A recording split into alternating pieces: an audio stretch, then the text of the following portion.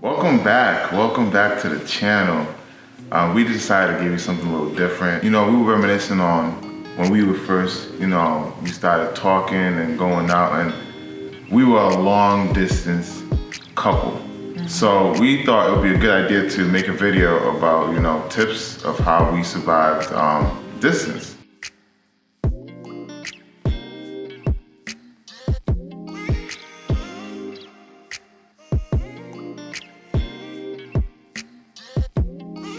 And this is not concrete tips. This is just what worked for us. Right. So we just want to shed some advice on tips on what worked for us in case you may be going through a long distance relationship. One of the things that worked well for us, and that I think is a pro tip, and not only in long distance relationship, but every relationship in general, is communication.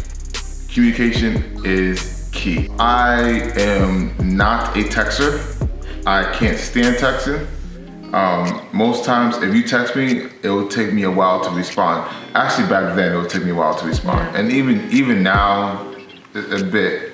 And I'm not a phone person, so I am a texter. So I do not like being on the phone for long periods of time. I'm a texter. So we were completely opposite in the beginning. And we had to make it work. We had to. FaceTime was our best friend. FaceTime was great. It felt like we got to see each other. Ever since, I'll say, August, when you did your event, we have been 2018. 2018. Yeah. We've been inseparable.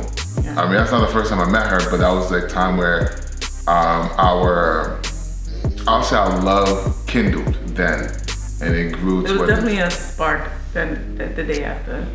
Like I said, I love kindle till then. She wouldn't say a spark, it was a kindle for me. It's a spark. It grew, and then to what it is now, marriage. And communication was a huge portion of that. She being from New York, I'm in Rhode Island, we had to make sure we talk. I talked to her every single day, And it didn't feel like a chore either. It's kind of like we enjoyed having that communication with each other, so it's something that we kind of look forward to. And it's key, like we didn't overdo it. Yeah. That's so important, especially in a long distance relationship. You have to give that person their space. Neither of us crowded each other. It was a balance. It was a balance. Yeah. It has to be a balance. Yeah, so. Especially in long distance. So communication is key. Technology is your best friend. I forgot to say that. It's your best friend in this day and age. And let's think about back in the day.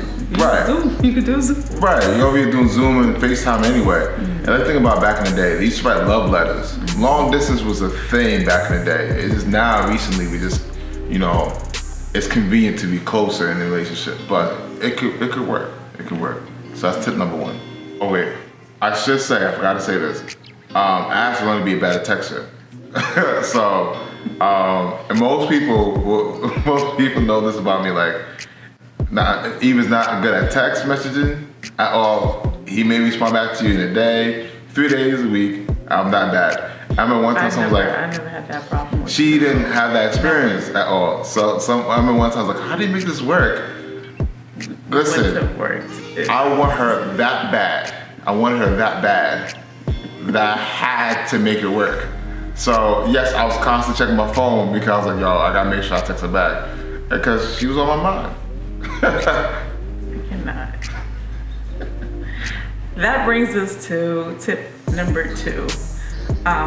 You have to set the tone of the relationship from the beginning. The tone. Yeah. I'm telling you, because me personally, I was not, vouching for long distance relationships. I personally don't like them. I feel like it's very complicated, and I don't like my time being wasted. I don't know about you, but I don't like to waste my time.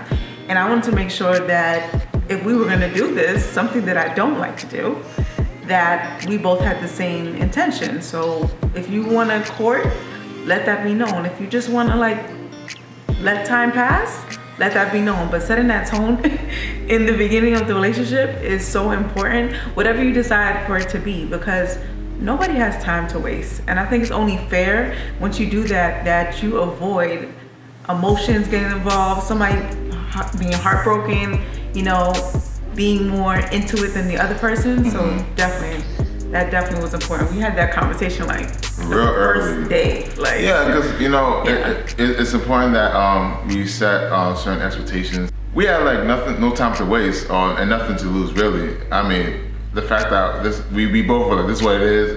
Boom, boom, boom, boom, boom. This is what I want. Boom, boom, boom, boom. This is what I don't need. Boom, boom. Like we laid everything out just right there in the open, and that worked for us. We were able to be transparent very early, but like there was, I mean, even within our friendship, there was a deep connection there. Yeah. Like that was real deep. Like yeah, because when you're in a long distance relationship, all you had is those conversations, those times of communication. So if your bond and your friendship is not strong, then it's like, how are you going to withstand the distance, you know, right. Really. So we had to, from the beginning, like make sure that our communication and our bond and our friendship was extremely tight. If we were going to do a long distance relationship, we had to have that many conversations in the beginning. And like, it's she knew my character, you know, from even interacting with me before then.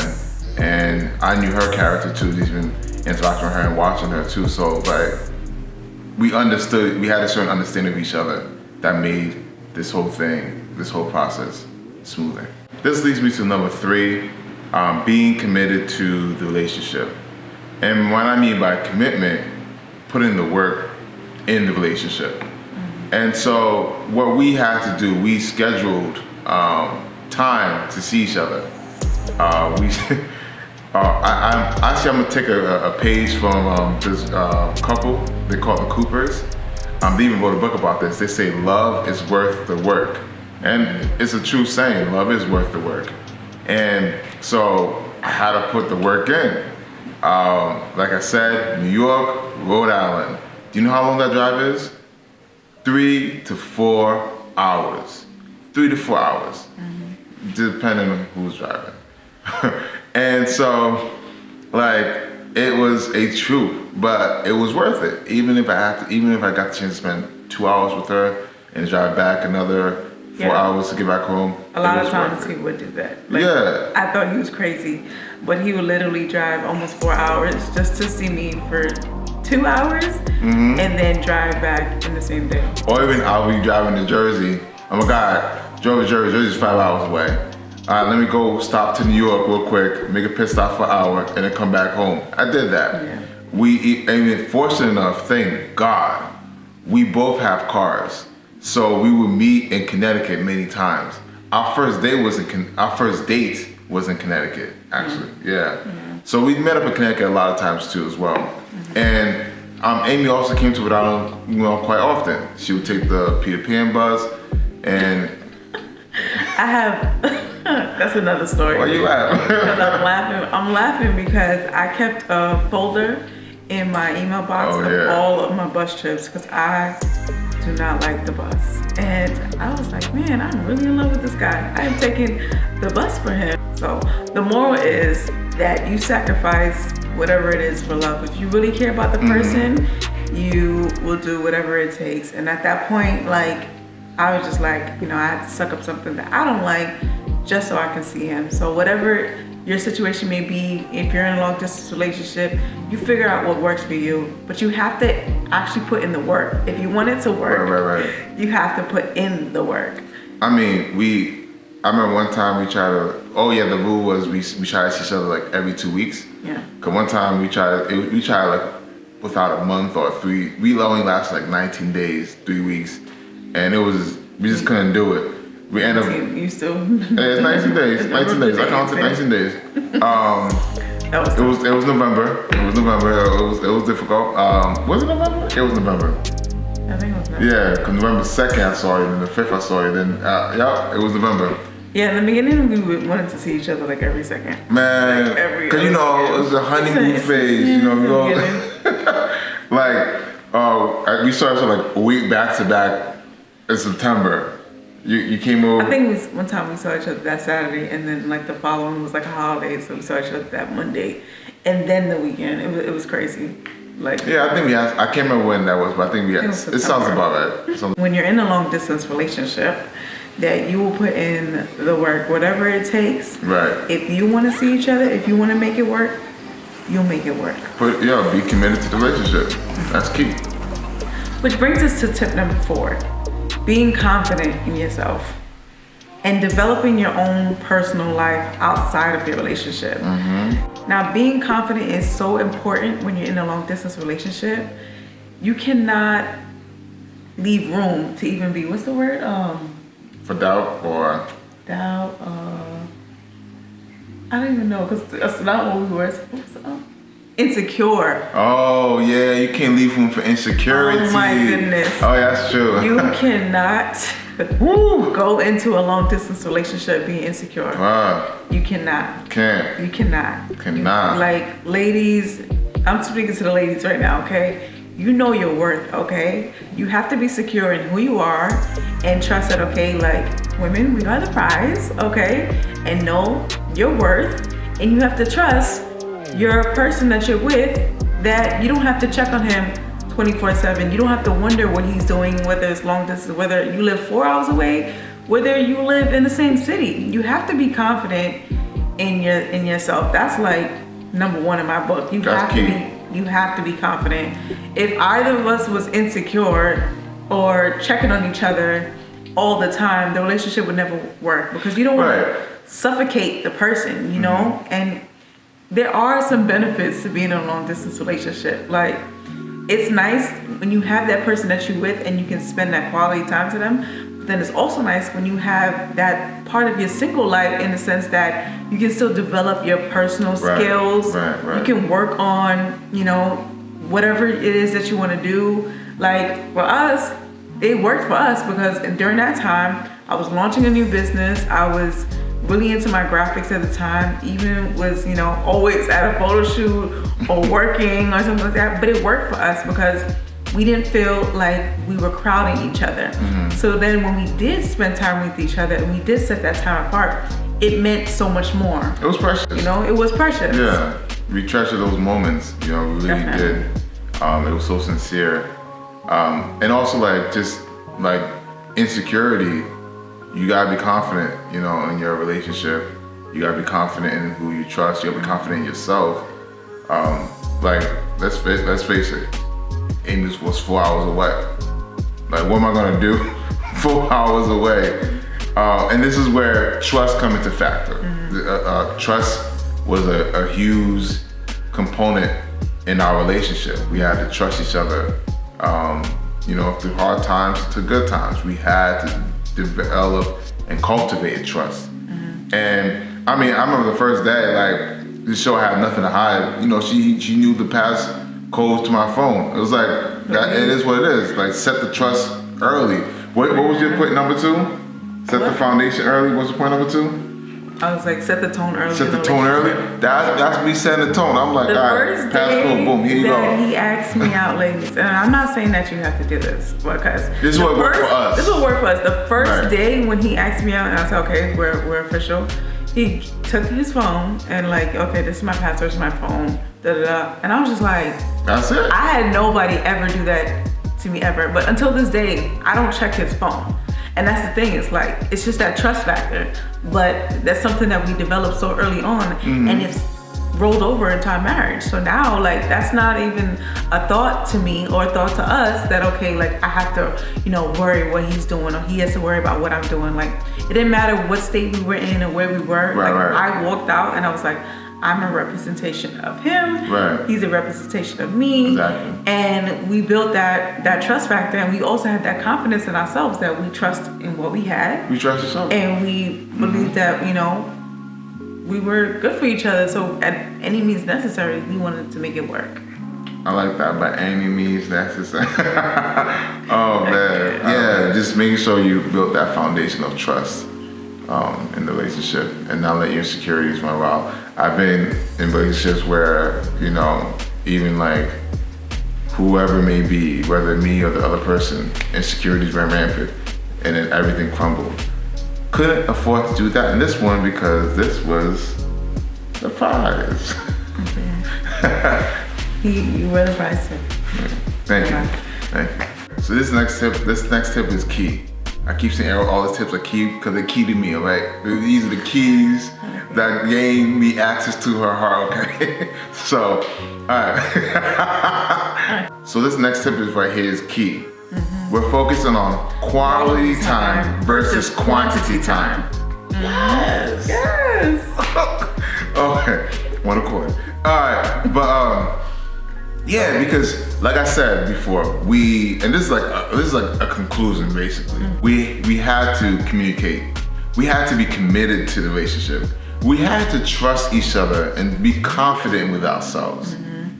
And we had to make sure we stick to a schedule where we're able to spend time and see each other.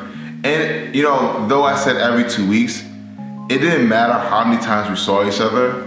It mattered the time we got to spend with each other. Yeah, the quality time that we actually shared. That was definitely most important, because even times that we couldn't see each other, if we didn't see each other those 2 weeks or something, we still scheduled quality time with each other during the week. And that was so key. That was something that I was lacking. And you talk about what you was lacking in relationships. I was lacking developing that quality time. Like, you were the only person that I've ever been with where during the week we scheduled a Bible study. That was amazing for us, because like every Thursday we said, okay, at this time we're going to have Bible study together.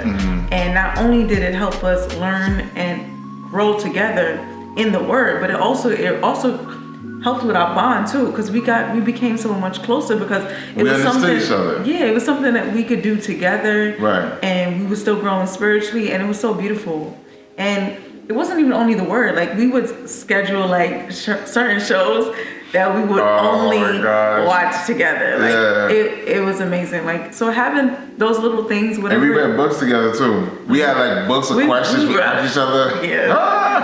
Yeah, we read each other like homework assignments. The point is, we had to be creative in a long distance relationship. And it really, like, those moments is really like the key moments that we look back on, because it was like so beautiful, because we were so creative. We thought out of the box. It never felt like, okay, I know he was 4 hours away, but it wasn't like a burden. It was hard when we had to leave each other. Like, if we meet in Connecticut, we didn't want to leave because we enjoyed our quality time so much. But because we developed that bond and that foundation and in our friendship and our trust, it rolled over into our marriage now. I mean, and I think it was my friend Curtis, Jermaine Curtis. He mentioned this one time before, and it stuck to me. He said, create memories within your relationship. Create memories that will last, because when times get tough, those are the memories you'll lean on. And we had tons of memories, in the beginning. We had tons of memories, and we still created new memories that we're able to laugh and lean on. It's a beautiful thing. So like, this is what I mean by the quality time. Like, we didn't waste each other's time because it was that precious. It was like, we're both busy people. We both got our own lives to live, and at the time, now our lives are merged into one. So we didn't waste any time. We were not about no foolishness.